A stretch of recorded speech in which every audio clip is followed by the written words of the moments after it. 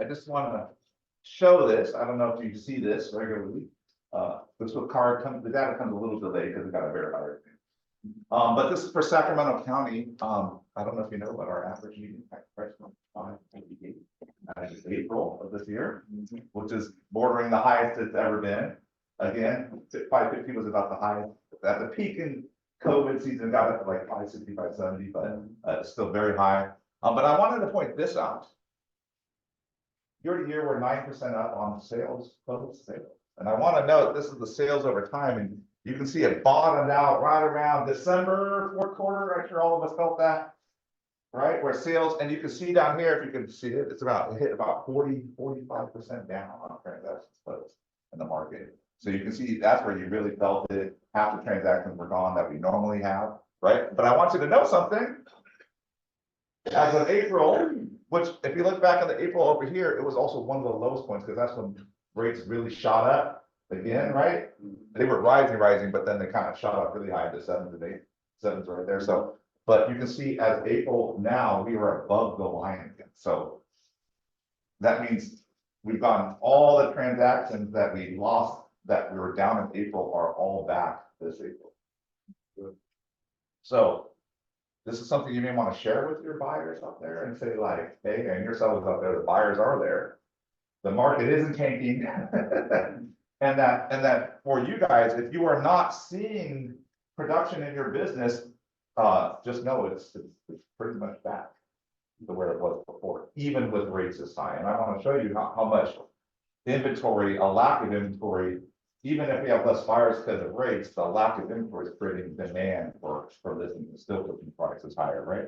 I want to point this out, 2.1 months of inventory. Now, most of you have a rule that says, you know, if it's more than 3 months, you know, 3 months or less of the seller's market, in between and then the buyer's market after that. But actually Sacramento trends a little differently. Actually, the median point is about 2 months. So about, if it's less than 2 months inventory, it tends to be a seller's market. If it's more than 2 months inventory, it tends to be a buyer's market at that. And you can see we've been sitting there pretty right on the cusp. So I'm sure some of you are doing transactions, you can get concessions, right? And sometimes, but if it's a great house, great price, you're probably gonna have to offer over, right? So that's kind of where in that market where you're gonna see some houses you can get concessions and you can get a deal, and other houses you're gonna have to overbid and multiple offer to get it, right? So, and that's just because we're sitting right there at the cusp of what the seller and buyer's market, right? Time on market 13 days. That's still really low. Sacramento usually averages somewhere in the 20s. And we are at 13 days on average, and that has continued to come down from the peak of the end of the year. And I want to note that. So if you have a listing and you're going more than 13 days, you probably did something wrong.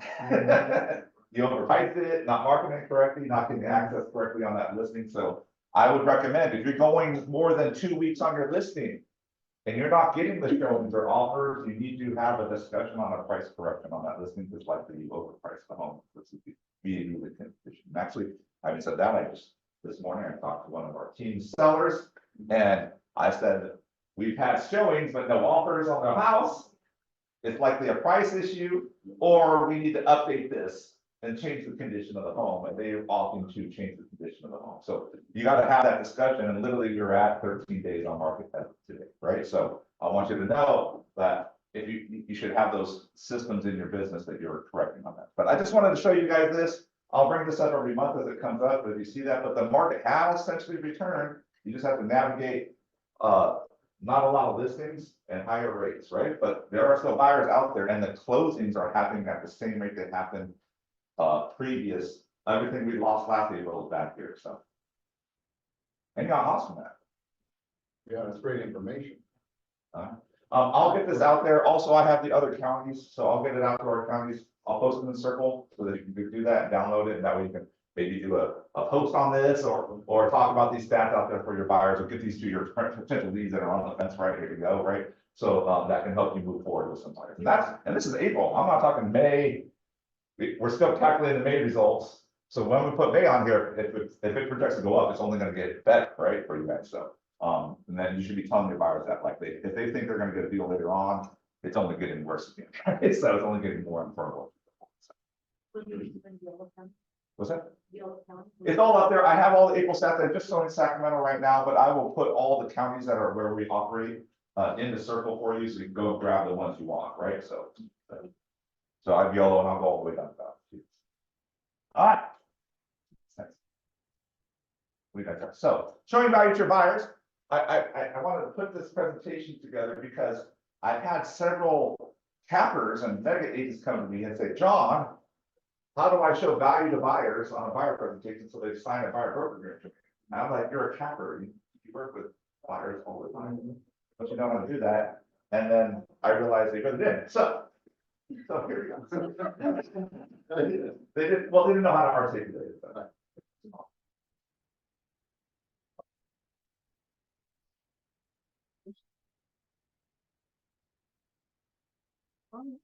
Take it on the slides, just escape.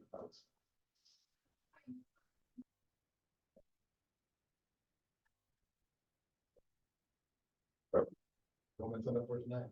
I know. It's toast. You can't really escape it anymore. I know, I don't know.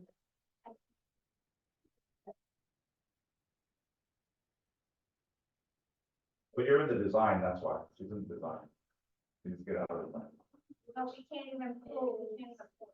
Inaccessible. There you go.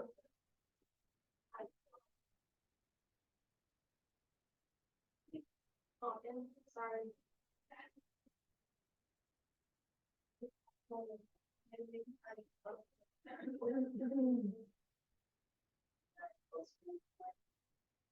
There we go. Great job. Great job. so showing value to your buyer. So I'm going to talk to you guys about how to develop a buyer consultation for your buyers that shows them value that gets them to sign a buyer broker agreement with you. Okay, that's what we're going to work on. So I'm going to help you build this. Now, the funny thing is when we show value, we all bring different skills and values and to our buyers that that attracted to us. So I'm going to give you some things you need to do, but you also need to build this yourself because this is your business. But I'm going to give you a lot of hints of what it should look like, right? And I'll give you examples as well. So I think we can all agree that if you're going to get someone to sign a buyer broker agreement at the end of your consultation, you need to have trust with them. Or they have to have trust. They have to trust you at the end of that to sign a document that says, don't worry, you won't have to pay me, but maybe you will. You know, we'll work this out, right?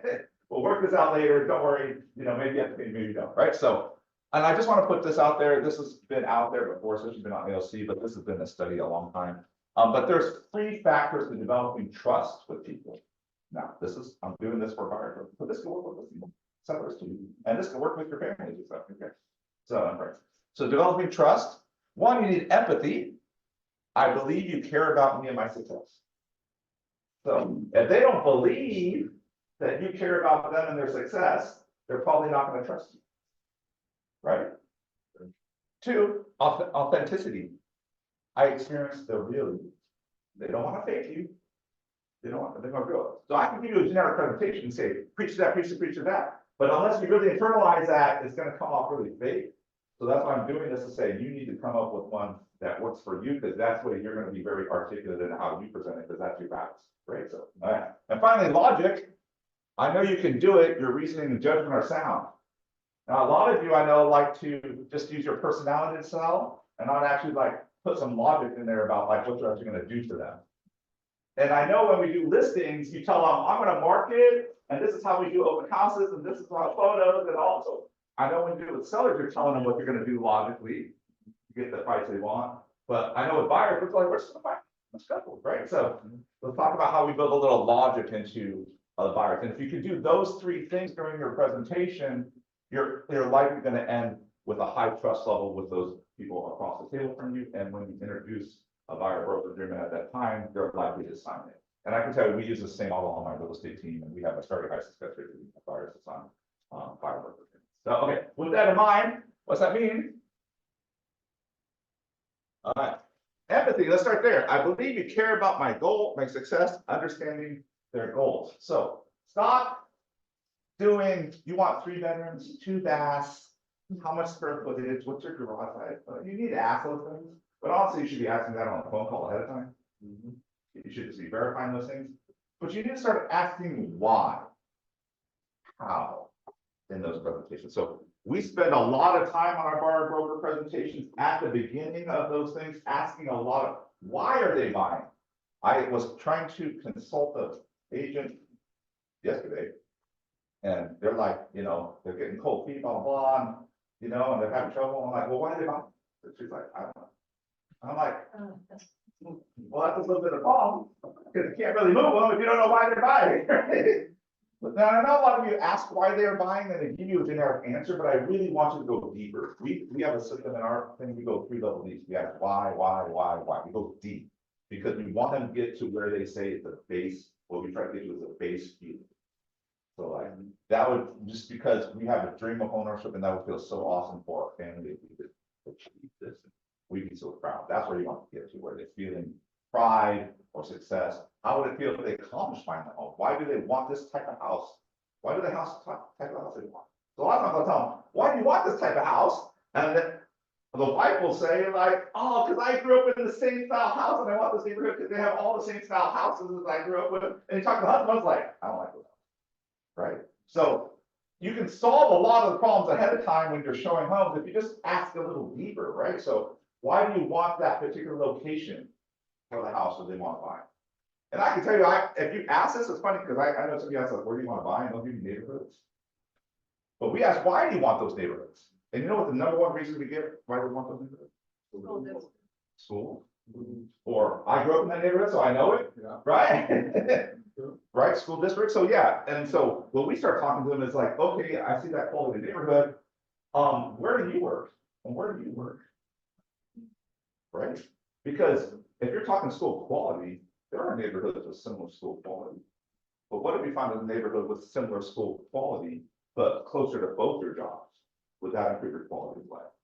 Right? And they can think, and that's where you bring advice in, and you can show consultation beyond what they're thinking, right? So how does the type of home they want fit their lifestyle? So sometimes I hear things like, we do this and we do this and we do this. And I'm like, sounds, we love to go to Folsom Lake and do this. And I said, then we really should look for a house that's more property. And maybe a 3-car garage or something. Like we need to expand our search to accommodate things that are lifestyle. So they sometimes have a lifestyle and they don't even realize what the house they need for it. So we apply a lot of those questions to buyers because you need to go deeper with it, because those are they're gonna make them feel, they're gonna feel empathetic to you, right? They're gonna feel like this person really cared, because man, they're asking a lot of details that my other agents that have choices ask, like, what do you want, right? What do you need, blah, blah, blah, blah. So I think if you go why, how are you planning, why are you planning this? It's gonna go a lot deeper, and we usually spend on an hour presentation, we do about a 45-hour presentation. We're here about 20 to 30 minutes. So that's how much time we spend on them, getting to know them, because the first thing you need to do is show empathy. Empathy to you. All right, we're good. I think you can all handle questions, right? So, all right. Next is authenticity. I experienced the real. To be authentic, it's about your true self, less presentation and more you. All right. I just put energy matters because you may not be an energetic person by nature. But energy, there's been a lot of studies about conversion. And most people peg it about 75% of the time, energy is what converts most people to sign. Literally just showing up and being excited. And if you can show up and be excited about that, you're likely going to convert 75% of the time just with energy. So if you're not a naturally energetic person, you're gonna have to pick 2 maybe. Get a Red Bull. Thank you. Get a Red Bull, listen to your favorite song, whatever, but you need to rev yourself up. I like my Eminem song, so I used to do before open houses, I do Eminem song, like one opportunity I had, I was like, okay, at this open house, there's gonna be one person, one client that I'm gonna meet at this open house that's gonna change my whole business. Not just get a lead, but it's gonna change my whole business right now, because I wanted to get that excitement energy, talk myself into it, because energy converts, right? So, all right, know your values. What values do you bring to the table? Dexter, what value do you bring to the table? My charm and personality. Also, your passion too, I like that too. Yeah, why are you passionate about when you represent buyer clients? How should you articulate your values?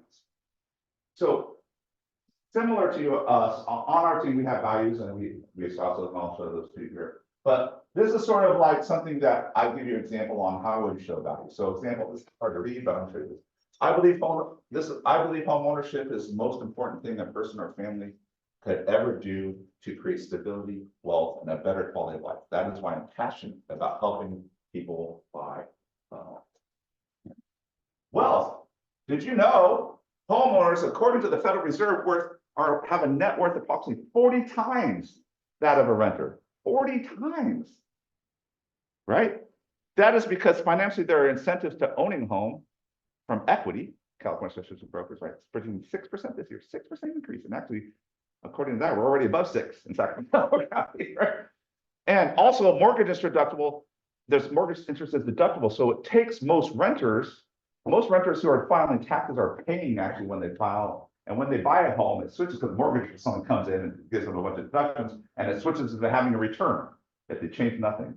And so you can see, not only does it change their life equity-wise, but it also changes their annual income that they take home just from owning a home, right? And I point that out to people because when people are scared, I'm saying, when you get to retirement, what's the number one factor?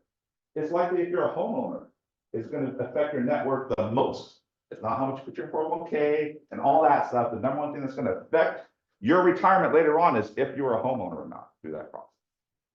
And that's why I'm passionate about stability. Stability is having a home of your own, right? Having a home of your own creates predictability, consistency for your family, as you can't be forced to move and your payments stay the same for housing over time. And we know costs are going up, right? So that's big.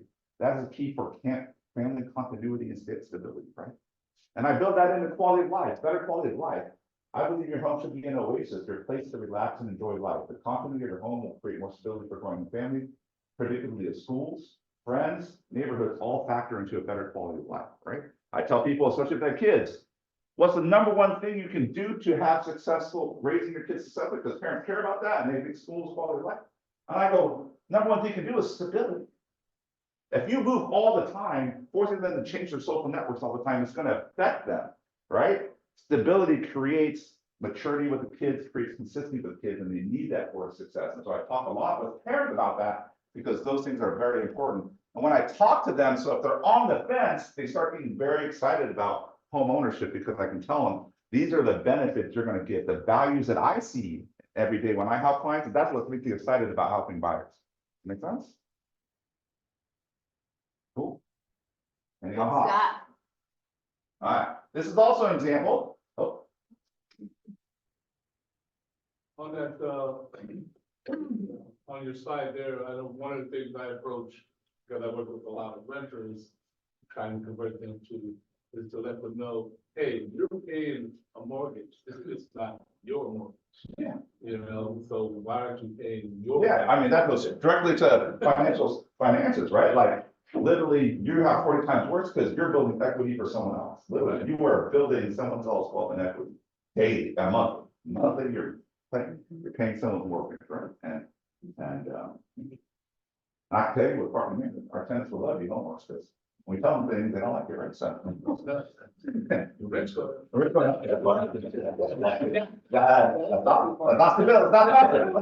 stability. So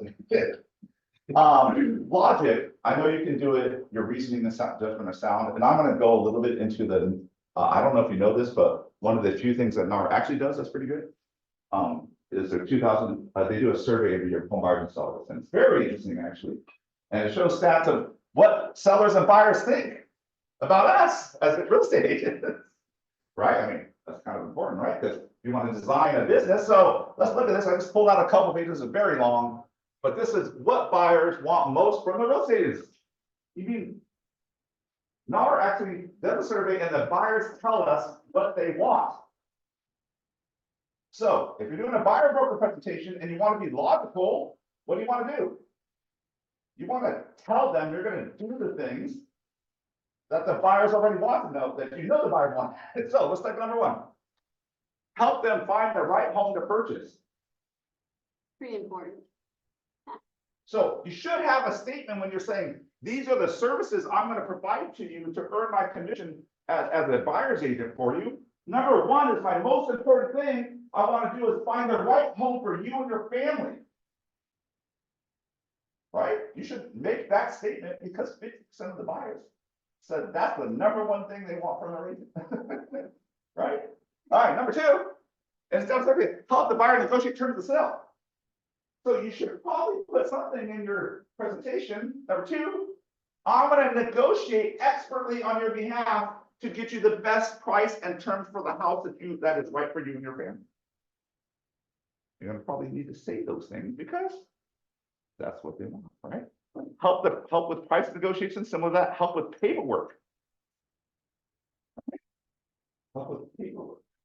So you need to say, we're also going to process all the paper. We're in California. It's a highly disclosure state, southern disclosure state. There's a lot of paperwork, a lot of disclosures. We have 5 reports plus inspections on these things. I'm going to make sure that you understand all those and we go through those so that you feel comfortable with the home that you're buying, right? So these are things, you don't have to go all the way down the list. You can if you want to. But obviously, if you hit to like the 10% mark, you're probably covering 90% of what buyers want from the buyers. But if you want to be thorough, you can go all over. Literally, they're coming with it. Now, this is what buyers want, say they want from their agent. And this is actually what real estate agents provided buyers according to the buyer. So they said what they wanted. What did they actually get from the buyer's agents? And number one, help understand the process was the number one thing. So this is what the buyer's agent did. Even though they said they want the right home, they said understand the process. So I'll start with right home because that's what they want. But eventually when you say what I'm going to do, you can start adding some of these in on the bottom end saying, well, as we get into the number, help you understand the process. All right, number two, pointed out unnoticed features and faults with the property. Okay, this is the look. We train showings on our team, but you need to, I know some of you who do showings, you like the house, you like to see the house as much as the buyer does. And you're enamored with all the things in the house, just as much as the buyer is, and I'm gonna tell you, stop. Because the number one thing they want, 46%, all the way across the board, what do they want? They want you to see things that they don't. Because you're an agent, they expect you to know there's dry rot there, and that looks a little weird, and that's a little funky, right? They expect you to know those things so that you can steer them properly in the house, right? So, make sense? So, when you're doing your showing, stop being the buyer and start being a real estate agent and looking at the quality of the house and the condition of the house so that you can prepare your buyer or warn your buyer about certain things going on there. What else is the next one? Provide a better list of service providers. A better list. So, should something in your buyer presentation have your team of professionals that you work with that you can assure are a great vendors and people from escrow and title to lending to inspectors, right? You should have that in your presentation saying, this is my team with photos and stuff like that. So that they know you have a better list of service vendors. Improved buyer's knowledge of search areas. We talked about that, right? Getting deep, suggesting different neighborhoods, those things. That's what they negotiated better sales contact terms, shorten the buyer's home search, negotiated better price. You should talk about shortening buyer's home search. The way I do my business with buyers is you get in contract faster. And here's why. Because I'm going to have speed I'm going to look at homes every day when they come on the market for you, right? I'm going to go fast. Also, I as a second of mine, if you can accommodate showings in the weekdays and the evenings, that would make our search go a lot faster. I'm going to ask you to do that so we can get in contract faster. Also, we're more likely to get the home that you really want, right? So I'm going to do things that speed up their search. My business, right? Mortgage lenders negotiate a better price, expand the buyer search, and narrow the buyer search. So you can see. So between these two things, you should be able to build the logic into your presentation that you're doing. So think about it, 20 minutes we're talking to them about them. And then we say, that's awesome. Here's my values and why I believe in helping buyers or what I bring to the table. And then also, here's the services I provide and the team that I use to execute those services for you at a high level. Make sense? So that's something you should be building into your presentation. And the awesomeness. We're all stunned in silence. It was actually a big takeaway. Is Barbara still on there? I can't tell. That Barbara, can you share, that big takeaway that you liked when we were in Patterson's? I don't know if John already stated it, but I just wanted to make sure he shares it. Cause you were like, that was like amazing. Is she still on there? Yes. Yes, this is what we- I think you muted. You. Oh, wow. Wait, you're muted, Barb. Yeah, she knows, she's trying. Okay. She's thorough. Oh, wow. Okay, so you kind of see the three components of a buyer consultation that you likely should do to make sure that you establish the three parts where you establish, and you get to the third, and now you have full trust, or they should have full trust on to sign it off. I did add one more slide in here, just for your knowledge, because, I know a lot of you go after buyer leads a lot, but, number one way that the people found their agents to help them buy. What's the number one? What's the second one? So on average, over 50% of buyers today find their agents. They were referred to them or they already knew them. So all of you going after buyers outside of your own people, you're fishing in the small pond. Just like that, fishing in the small pond. All right, so look at inquired about us specifically online, 10, 9, 7, 13, 11. So if you're using your online ability to actually get people to come to you, you're fishing in 10% of the market. Which is good, you can do that, put a lot of effort in, but you're fishing in 10%. I want you to know that.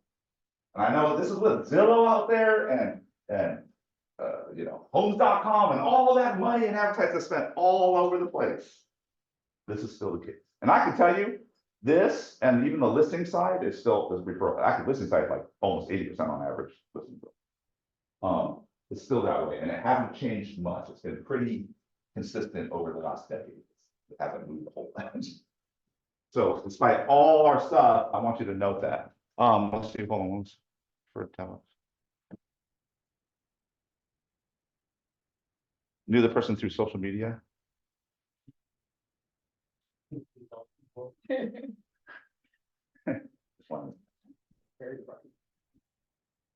I just want to know an interesting fact, referred by a friend or family member got lower as he got older. Wait, can you repeat that? If you look at that, 24 to 32 is 50%, 44%, 36%, 32%, 34%, 35%.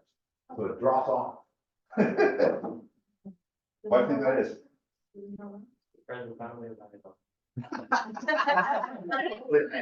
I don't know what it is. I just thought that was interesting stat. What's that?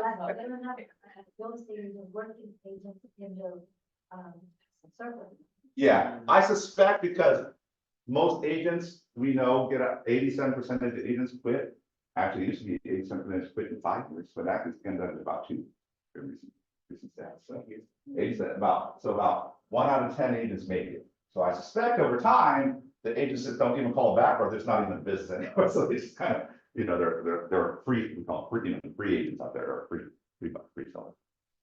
All right. Anything else from this? We should go back. What? We should go back. You should call the older people because they're more likely not to have someone that first time because they're all dead. So there you go. Oh my gosh, John. Or retire. That's how it's happening.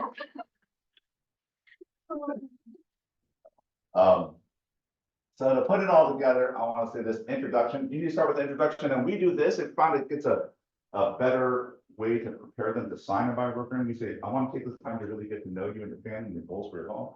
I also want to see if we're a match to work together value-wise and culturally.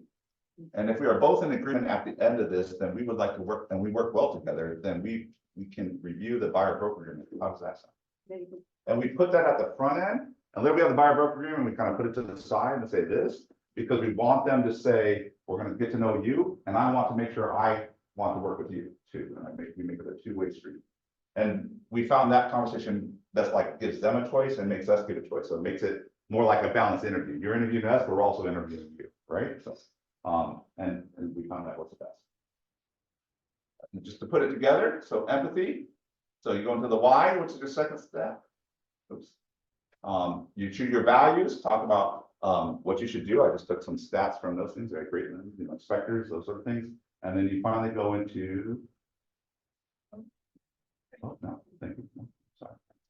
But value. So you end with your values, you end with your list of services, and you bring up the buyer broker agreement. Have you, now Bruce's taught classes on the buyer broker agreement. I'll make sure you know that that's coming out in July, end of June here, we're in the back.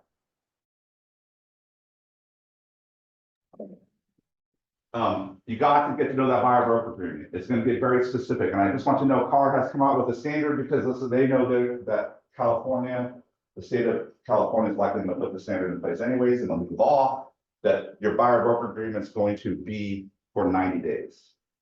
It's sort of dictated. If you want to go beyond 90, you got to get them to sign it. Then what? We have to sign it again. Either sign, you know, sign an extension on that. They would have to agree to go beyond 90 days. But the initial agreement can't be beyond 90 days, right? So, and it goes all the way back. It starts off non-exclusive, so you have to make it exclusive. It also says whatever commission you put in there, if you get paid more of that commission than it says in there, you have to give it to the buyer, whatever it says. So if you put 2.5%, you get 3.5% goes to the buyer at close. Also, and I know I've been, David, we're talking the other day, but there's a lot of tools in there to make it more amenable to someone who's maybe questioning a buyer broker agreement. I'll go over that a little in another training, but essentially you can restrict it to one property or several properties you're showing. You can restrict it to a shorter time period. You know, what? Or one city. One city or things like that, so that way they feel more comfortable signing something till you get there. But I can tell you, we haven't had that problem in our team getting people to sign it. You just got to do your presentation for it, right? Any ahas? Aha. Come on, I asked for ahas. This is a training presenter. Got to be ahas. Who has aha? Who learned something? How's that? What did you learn? Did It's not all about the material you have and, you know, the documentation you bring in front of them. A lot of the time it is just about building rapport, yeah, building rapport. showing someone that you're a trustworthy person. Exactly. So I actually on our team, I started so which was very heavy. We go over the RPA and the whole process of this, right? Talk about them and you, how do you get there, right? That's gonna be the most important thing. The process is, and honestly, you can teach them the process, but they, you know, they forget it, right? You're gonna have to remind them of the process every time they take the next step, right? Anyway, so it's not about the process, it's about that. Anyone else? Big aha. Making sure that you actually communicate with that, not just, you know, when you put in a. Yeah. Making Yeah. sure that they. You know your values. Now I put up generic values there of why I'm passionate about homeownership, but you can put like on my team, we have integrity, customer service, work ethic. I even have things that talk about why we chose those and what those mean to the buyer, right? Like integrity, what does that mean? We talk about fiduciary duty to you, looking after your best interests, always doing the right thing for you on your behalf, right? Representing, what's that mean and how we take that in very important. So you can talk about, even if you have your own values that you bring to the table, you should like that. You don't have to use mine, you can enlighten those, bring values. What do you really bring?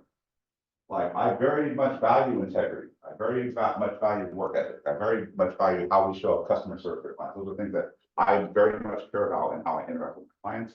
And it'd be good to articulate those things. So I know you guys have different values, expertise, negotiation skills, whatever you want to bring to them. That you should be putting those in and talking about those, right? So, all right, one more aha. And I'm going to buy it, see what they're actually thinking they're looking for. Yeah. Find that out. Okay, there's a golden rule, right? Do unto others as you would have them do unto you, right? But you actually should operate on the platinum rule, right? Which is do unto others as they want to be, have it done to them, right? So you don't know how they want it unless you ask them a lot of questions, right? So that's how you do it. I don't have an aha, but I have a question on Zoom. Can you confirm when the new VPA will come out? Okay, so this is gonna be a little bit weird.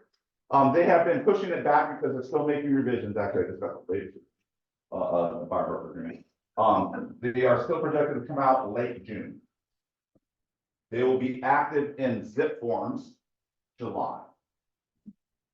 Now, here's the funky part. You'll have to do forms, but they won't be legally required till August 17th.